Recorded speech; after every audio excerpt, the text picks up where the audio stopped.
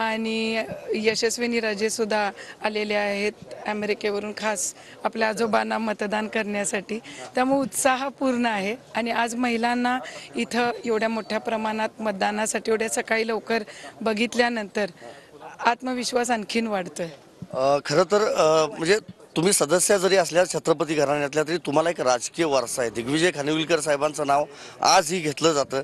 काय रणनीती होती किंवा एकंदरीत त्याचा वडिलांच्या राजनीतीचा कसा फायदा झाला या संपूर्ण गेल्या महिनाभरामध्ये? अनुभवाचा फायदा झाला आणि खऱ्या अर्थानं इतिहास जो वाचला त्या इतिहासाच्यामुळं अनेक गोष्टी खूप सोप्या झाल्या. इतिहास जो होता त्याच्यामुळे अनेक गोष्टी सोप्या झाल्या अशी प्रतिक्रिया मधुरिमा राजे छत्रपती यांनी दिली. माझ्यासोबत मालोजी राजे देखील आहेत. तुम्ही काय सांगाल? आत्ता सांगितलं की खानविलकर साहेबांच्या राजनीतीचा प्रचंड फायदा मधुरिमा राजेंना झाला. गेले महिनाभर झालं तुम्ही सगळे 9 सदस्य छत्रपती घराण्यातले पिंजून काढलेला आहे संपूर्ण लोकसभा मतदारसंघ.